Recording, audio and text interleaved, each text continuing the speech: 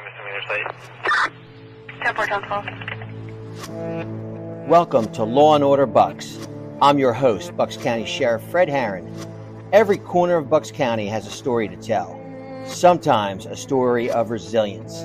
Sometimes a story that chills us to the bone. Sometimes a story of government not being able to get out of its own way. Here, the forces of law and order are constantly at work, often behind the scenes. Join us as we delve into the gripping realities of crime and justice in our community. We'll explore the hidden worlds, the difficult decisions, and the unwavering commitment it takes to maintain law and order right here in Bucks County.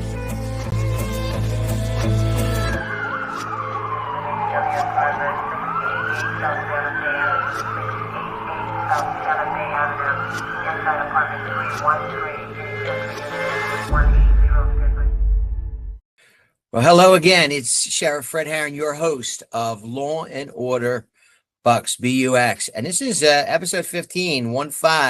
We are really cruising away, and we're brainstorming on new episodes. We've got some good episodes coming up. We're going to get some controversial stuff too. We're going to pull out some stuff that's going on in the county. I think it's important that people know what's going on. Also, I haven't really, because I have a lawsuit going right now with the whole immigration thing. I think we're going to start talking a little bit about that. Hopefully that'll come to an end soon. But don't worry, my viewers out there. We're gonna tell you what's going on with that as well, as far as our part in that. But today, as we're rounding August already, we are going to be talking about a very hot and important topic, and that's school resource officers. We're going to talk a little bit about the origin of it and what's going on today, and especially here in Bucks County, and also as it relates to the Bucks County Sheriff's Office. So I hate just doing these things solo, so we've got a guest today.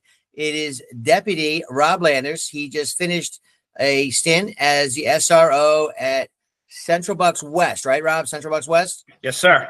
So Rob just finished as the SRO. And we'll talk why I say the word finished, because I don't think he's finished as an SRO, but we have moved on from Central Bucks West. What a great partnership! What a great school! What great kids and admin and the superintendents that we know. I think we went through 2 superintendents, and just great guys, both of them. So, but let's go back. As you know, I've been doing this since 1987. So let's jump ahead to 1999. Let's go to April 20th of 1999. There are a couple of days in my 39 years of law enforcement has changed policing. Certainly 9/11. Certainly that, but prior to that, April 20th of 1999, that was the Columbine incident.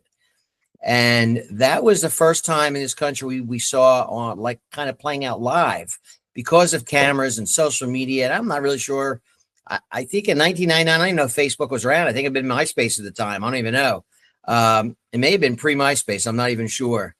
Yes, for the young viewers, there was something before Facebook. There was life before Facebook, believe it or not. But April 99, we watched that play out on television like the rest of America, and it was very horrific. The incident in Columbine where 14 students were killed, 1 teacher, and 24 were wounded. And that was the first time we saw, televised or on mass media, a school shooting in this country. There were other school shootings prior to that, but nothing to that magnitude, I would say. And unfortunately, we've had a lot of school shootings since then. But it was shortly thereafter that a program came available by the federal government. Now, 1999, I'm going to go out and say Bill Clinton was the president of the United States. And you've heard me talk about the Clinton cops. A lot of the Clinton cops are now getting ready to retire. Those are the cops brought on by President Clinton for his pledge to put more police across America. And the president did that. He did a great job, President Clinton, and did a lot of other things. We talked about PAL last week or the week before. And Bill Clinton was very instrumental in funding those organizations across America. But after Columbine, police changed the way we trained. There was no more waiting for SWAT teams and then going in. And we really needed, to get cops in schools. that's what times called for. And Bensalem was the first in Bucks County, but not the first in Pennsylvania. Abington Township was first. Back then, it was my good friend, Bill Kelly. Oh my God, Bill Kelly. And now, of course, Chief Malloy does a great job there. But Bensalem became the first in Bucks County. And since then, we've had 6 other municipalities, school districts rather, and there's 13 school districts in Bucks County. Just so you know, I'm horrible at numbers, so I'm just going to go back to my notes here so everybody knows before we get Deputy Landis on. So we have 13 school districts in Bucks County with about 96,000 students, 270 schools, and 9,000 educators covered by 12 different law enforcement agencies, and 1 covered by Pennsylvania State Police. And there's 6 school resource officers. Well, you're like, okay, well, there's 13 districts and only 6 officers. The others have other type of security, school security officers and school police officers. There is a big difference. And I'm just going to give you a very quick rundown of the difference. A school resource officer answers to the municipality. They come under the direction of the police chief of that municipality. The school police officer comes under the direction of the school district superintendent. Not so crazy about that model. And the school security officer is not a police officer. It's just what it says, a security officer. So they have very limited, actions. But we were approached, the Bucks County Sheriff's Office in 23 by Central Bucks, by CB West, by Central Bucks School District, right? Bob, jump in here if I say anything wrong. Central Bucks School District, we were asked to provide an SRO because the local municipality couldn't. Not because the police department, CB Regional Police Department under the direction of Carl Knott, who was an Abington lieutenant, does an amazing job. Carl's amazing leader there. But it was the municipality who didn't want to put the SRO in, and that's fine. Whatever the reasons are, not my issue. So they came to us because in 2019, the sheriffs were able to be SROs in the school districts. So we did. We met, and I got Deputy Landis in there. We interviewed. The school district did the interviewing. I sat in, but it really wasn't my say. It was the school district who they liked. And Deputy Landis really did a great job. And a relationship was born. So, Bob, that's how it all started. We're going to jump in with some other stuff on SROs, but take us through your first day. What was it like? You were here. You were a deputy for 16 years on the street doing variety duties, but now you're, a cop in a school and a deputy in a school. Bob, take me to day one, will you? Sure. It was definitely different. I didn't really know what to expect. I went to the SRO school prior to that, so I kind of had an idea, just speaking with other people, what to expect. But working at West was a phenomenal experience. From day one, the staff there was outstanding. They welcomed me with open arms. They were all very excited about having me there, having a police officer or sheriff in the school. And it was great. From day one, there was a little bit of a learning curve because, I'd never done anything like this before. I worked on the street on the warrant unit for many years. I was a SWAT guy for many years. So this was definitely different for me. But I guess working in a school, you have to have a certain kind of attitude and an outlook. Because the kids there, they're not stupid, and they size you up from the second that they see you. And you have to have a certain kind of personality and a certain kind of temperament, or else it's just not going to work. And I feel like I had that personality. And, it was a slow start because it was the first time the kids were seeing me. It was the first time I was seeing the kids, and especially the students that had been there already, because West at the time is just sophomores, juniors, and seniors. So the sophomores, I was a brand new face to having someone in the school. The juniors and seniors, they were there for a year or two already. So they were kind of like giving me the side eye when I first started there. And, slowly but surely I developed a relationship. And, basically the biggest barrier was to show them that I wasn't there to jam them up. I wasn't there just to be a stickler and to try to get them in trouble for every little thing. You needed to convey to them that, hey, listen, I was your age once, and I know how it is. The reason I'm here is not to, be the iron fist. I'm here for someone you can talk to. If you're having problems at home, if you're having problems at school. And once I broke down that barrier with them, my office was a revolving door from the time I got there till the time I left. Kids coming in, having lunch with me, sitting down and just telling me what was going on in their lives and talking about boyfriends and girlfriends and how mom and dad, and I could relate to them with my own personal experience because, I went through a lot of that stuff too. And I have an 18-year-old daughter, so I know how it is. And it was just a wonderful experience for me. And it was a wonderful experience just working at that school. And Rob, hence the name School Resource Officer. So it's not just about the policeman Correct. or policewoman. It's not about the security aspect, because that's a small part of it. It's probably the smallest part of it. Right. Yeah, you're absolutely right, Rob. It is the smallest part of it. And it's the resource part, being there for the teachers, the kids, the parents, the administration. And I think people look side of that. We always tell people, and there's like the teachers, if there's something going on in a classroom, you're not calling Deputy Landis' cell phone. You're calling 911. Everything Right. gets into the system.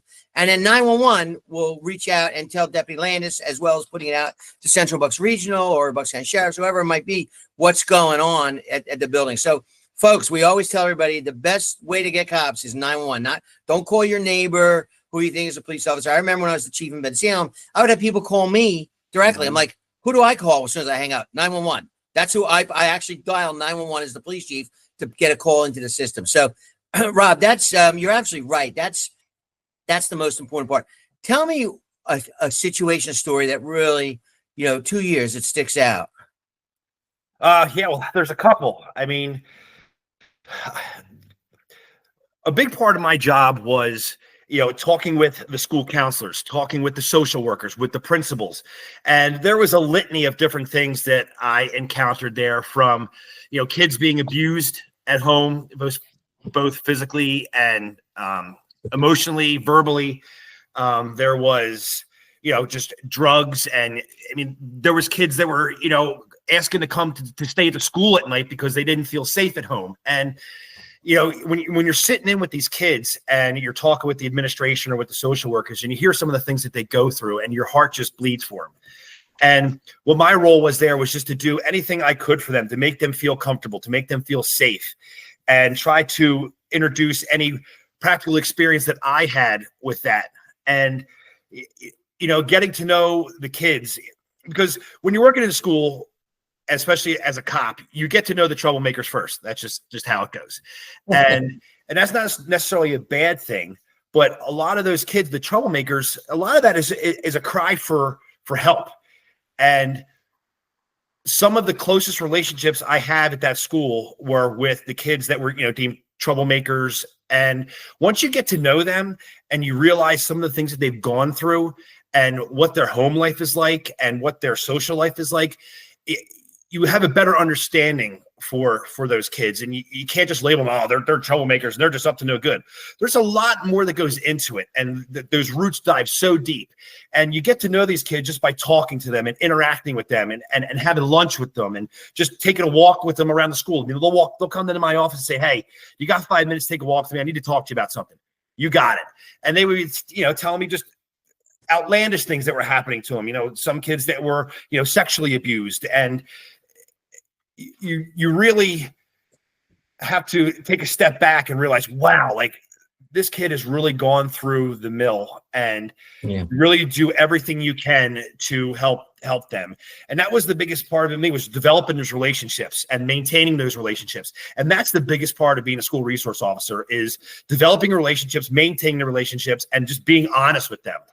Because when you're not honest with them, they can see right through it. These kids are smart, and it's not the first time around the block for them. And it was just an amazing experience. And just getting to know these kids, it was one of the greatest things that I've ever done in my professional career. Wow. Now, with that said, you also wrote citations and made some arrests. Oh, of course, several. And Sheriff, even after doing that, and you think like, oh, if I write this kid a citation or I do a juvenile complaint or something like that, like the kids are going to hate me forever. It actually brought us closer, because first of all, you let them know that you're there. You're there for a reason, and they have to toe the line. They're responsible for, acting accordingly at the school, and I am there to make sure that they act accordingly. I have two different hats there. Like I'll be your friend, so to speak. or your confidant or whatever, but you're still expected to respect the rules and respect the staff and respect other students. And if you don't do that, you're going to be held accountable. And once they realize that, the kids, they respect you for it, because they know you're not just some pushover, and you're not there just as like, a figure. You're there for a reason, to keep this school safe and to apply the rules. Yeah, I think that's very important for people to understand it. I remember, when I first became a cop, and you write a ticket and someone says, "Thank you." I'm like, wow. I remember the first time that happened, right? Thank you. Are you kidding me? I'd be like furious. Not that I got any tickets, but we'll talk. Maybe that's a podcast for another day. But you're right. Rob, when you give them respect, they give respect back. And, 100%. It's a different world. I think I know your age, but I'm a lot older than you. And I'll be 49 next month. 49. Oh boy. Well, you're 12 years behind me, my friend. But I remember, little children should be seen and not heard. That's what I grew up under. Mm-hmm. Those days are gone. Long gone. Kids, they're a hell of a lot more tech savvy than we are, for sure. And it's just a different world. They have, not that I didn't have thoughts and stuff back, 1964, 1974, in 1974, 1975. But you just kept them to yourself, and you get your mouth quiet, because the only way to be with other friends is to get out on the street and grab your bike. Mm-hmm. And right now you can go to your bedroom and be with 1 million people. So, the kids now, you just can't tell them be quiet and just listen to me. They want answers, and I have no problem with that. They want explanations, and I don't mind inquisitive minds. So you really, listen, Rob, and I got inundated with letters, with signed posters. I'm looking at one right now in the corner of my office. Keep Deputy Landis at West, and it's signature after signature after signature. Hold on, I'm gonna bring it here, and signature after signature after signature. Keep Deputy Landis, with all these kids signing. I got letters, I got petitions. I got emails, I got all kinds of stuff, and it's a shame, because you were doing such a great job there. And Rob, I know you and I've had. I know. It's not just a job. It was a calling, I think, for you, and you were doing 100%. A great job. It was what I was put on this earth to do. To get all these people. Oh, I'm sorry. There was a backside of it too. I didn't see. There was names on the back. I didn't see. And that's not including the one that was online that had 1,175 signatures. Yeah, this is just nothing here compared to what we got coming in. But the commissioners pulled a fast one on us and sent a letter that they were canceling the contract, which was without even talking to me. And unfortunately, the way the law was written, it has to be a three-way agreement: the school district, the sheriff, and the county commissioners. And 2 of the 3 county commissioners canceled the contract behind my back. And the next thing I know, it was over. We fought a fight, but they were not budging. We'll go on to the IU in a minute, but they were not budging on it. The 2 of them, with zero. By the way, folks, zero explanation. Everybody was telling the school district, and the tide was changed there. The folks that were not getting along before were all getting along now, working together, and they still, they wanted to keep Bob Landis, but the 2 county commissioners, Diane and Bob, they have zero. To this day, I've never gotten a reason. Just like, hey, we can do it because we're in charge of, and you need our signature, and we won't give it. That's why there's so many other things that we get to do here in the sheriff's office. I don't need their blessing, thank God, because I don't answer to those 2. I answer to the people of Bucks County. Thank God, because those 2 have no interest in kids, keeping them safe, and no interest in safety anyway. But we've got something, hopefully, maybe. Again, I need Bob and Diane, but I don't know. We're going to try to keep working. The IU approached me, the Bucks County IU, which I don't want to get this number wrong, which services 45,963 children. That's half the population of kids in Bucks County. Because I told you in the beginning of the show, it was 90,000 kids, 90-some-odd thousand. So that's almost half the population of kids of Bucks County that the IU touches. And they would like an SRO to help be that resource. And they approached me and they asked me if I would do it. I said, sure. I actually didn't think I would get pushback from the commissioners because the Bucks County Sheriff's Office, unlike Central Bucks West, that has CB Regional that can fill the shoes there, and they could CB Regional PD is going to do a great job. I forget her name. I just met the officer the other day at National Night Out. Juliana Greco. Yeah. Looks like I've met her several times too. She's great. She's great. She's going to be great. I have no doubt she's going to be a superstar. No doubt in my mind. And certainly under the leadership of everybody at Central Bucks Regional. I mean, like I can't talk well enough about Carl. Carl and I go back a long time when he was Lieutenant Abington. We had this, Ben Salem Abington always had this unofficial who's better than who. Of course, we were better than Abington. There's no doubt about that. But I let Abington think what they want to think. But with that said, she's going to be great. But then we have the Bucks County IU that Dr. Hoffman approached me because we are the only law enforcement agency that has countywide jurisdiction besides county detectives who are not uniformed officers. They're plain clothes. They're detectives. So we are the only law enforcement agency in Bucks County that can cover from Bristol Borough to Quakertown. I've said that 100 times. But they're a hard no with no explanation. Just like they gave me no explanation for the canceling of the contract, they gave me no explanation for the IU. And I today at a commissioners meeting, I spoke again about, wishing kids well, going back to school and being careful, drivers being careful with the kids on the street. And I mentioned about the IU thing. And of course, it's crickets. They won't even talk about it. But they got a surprise coming soon. So that's okay. I'm pretty good at finding ways around those two.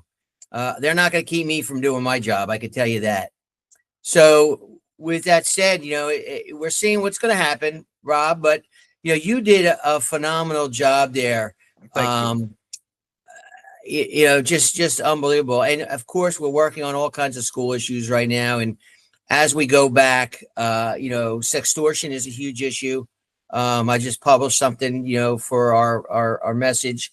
I forget where it went, but it went out and it's being published in some media things about sextortion and what the problem is with, for kids. But give me another story without names of you really making a difference with some child's life. Okay. There was a young lady and she had a very rough time at home. And it came to the point where she had to move to a different state, Jersey, with her grandma because it was so bad. And she was having some car trouble. And I actually went out there. I know quite a bit about cars. And I went out there and in my uniform on my lunch break, I went out and worked on her car for her and really helped her out. And it really made such a difference with her because up until then, every experience that she had with law enforcement was negative. And it had a lot to do with like her family dynamic and her parents. But just that going out of my way to help her, the smallest thing with a car, to help her to change a tire. And it made such a difference to her. And it really opened up her eyes. And she became one of my closest, friends, kids at the school. And we had such a great relationship. And she would come down to visit me every day. And she was one of the ones that got the petition started. And, she just said, I had such a negative view of law enforcement until I interacted with you and you made such an impact on me. And that really made an impact on me personally that, I was able to convey to her like, hey, listen, I'm here for you. I'm here to help you, to be your friend, to be your resource. And anything, it doesn't necessarily have to do with school exactly, like helping her change a tire or a flat tire in her car. And it made such a difference to her. And it was just one of those things where, it was so rewarding and fulfilling to be able to do that and just to see the reaction that I got from her. And that was just, a small example. And it just made me feel good. And it made the job so much more rewarding. And, I'm still really, upset and frustrated that it had to come to an end because I really enjoyed it so much. It was such a joy to meet these kids and to learn more about them and interact with them and be able to have fun with them. I mean, I would go on my lunch breaks into the gym and play basketball with them and volleyball. And it was just, and they have a whole, Central Bucks West has one of the best special needs programs I've ever seen. Right. And I spoke to many classes in there about, how to be safe on the internet and what to avoid on social media. And just seeing those kids coming up to me in the hallway and, give me a high five and give me a hug and just saying thank you. And, Christmas time, I dressed up as Santa and walked around and gave out candy canes. And the kids love it. It was fantastic. And I'm just so sorry I had to come to an end, but I wouldn't have traded it for anything. And it was one of the greatest experiences of my professional career. Well, and Rob, you did a great job. And I'm going to put this out on the air. If there's any school district in Bucks County or that wants a school resource officer and can't get it from their local municipality because of, whatever issues it might be, folks, and by the way, this wasn't costing the county of Bucks any money. This was being paid for by the district. So it wasn't coming out of my budget. It wasn't coming out of the commissioner's budget. So I don't want you to think there was a price tag. The school district was being very compensating us very well for every penny that we spent. So if there's anybody out there who wants an SRO, we're still working with Dr. Hoffman. I'm hoping maybe these two will come to their senses and care about kids more than they care about grudges. I got no beef with them. I'm here to do a job. I got, elected in November of 21 to do a job, and doing a job is what I intend to do to the last day I'm here in another 4 years or so. So I'm really hoping for that. You know what? But let's, again, the importance of SROs. There have been 386 school shootings since Columbine. More than 360,000 children in U.S. schools have experienced gun violence while at school. That's insane. That's insane. Scary. That is insane. So we got April 20th, 1999, Columbine High School. 1,820 children in the school, 14 students dead, 1 teacher, 24 wounded. October 2006. This one also, October 2nd, 2006, here in Pennsylvania, West Nickel Mines Amish School. If it can happen in a one-room Amish schoolhouse, it can happen anywhere. Absolutely. 20 children in the school. 5 female students were killed. Ages 6 to 13 were wounded. Ages 6 to 13. October 14, 2012, Sandy Hook Elementary School, Newton, Connecticut. 420 children in school. 21st grade students and 6 staff members were killed and 2 students were wounded. That's ridiculous. Yeah, and you had that one that you sent me to the seminar for, the Marjorie Stoneman Douglas down in Florida. February 14th, 2008. Yeah, 17 Marjorie Stoneman Douglas, Parkland, Florida. 2,730 kids in the school. 14 students killed, 3 staff killed, 17 wounded. 17. May 24, 2022, Robb Elementary School, Texas. 500 students in the school. 19 students killed, 2 teachers killed, 17 wounded. Unbelievable. It just, and there's a lot more. Remember, there was 386 school shootings since Columbine. I never had to worry. I went to a large city high school. School shootings were fights breaking out. Yes. School shootings like that. It was unheard of. Ridiculous. So, Rob, I appreciate the work you've done. You, my friend, whether you know this or not, you have changed lives. You have changed lives, and you have done God's work. Yeah, I enjoyed every minute of it.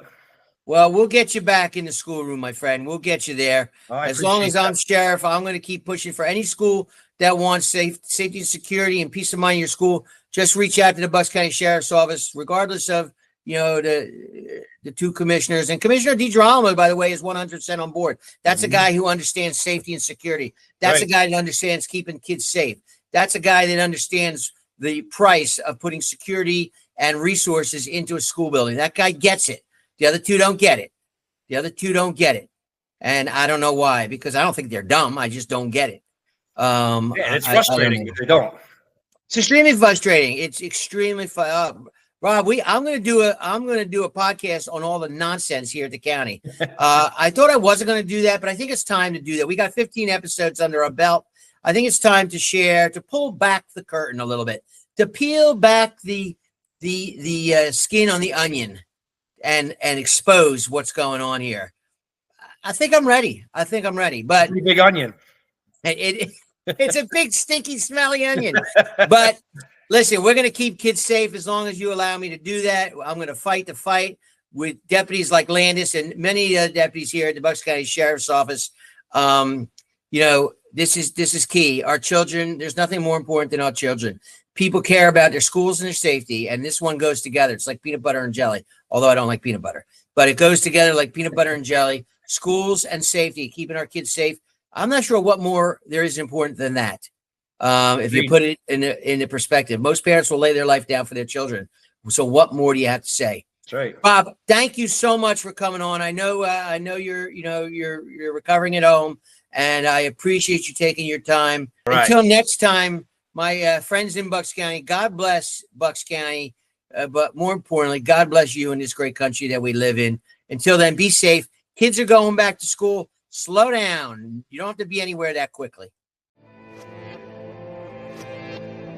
Thank you for joining us as we explore another aspect of law enforcement in Bucks County. To stay up to date on future episodes and gain further insight into the work we do, be sure to like, subscribe, and leave a review wherever you get your podcasts. For more information about the Bucks County Sheriff's Office and the services we provide, please visit our website and be sure to download the official Bucks County Sheriff's Office app, available on Google Play and in the App Store. Join us next time for another in-depth look at law and order right here in Bucks County.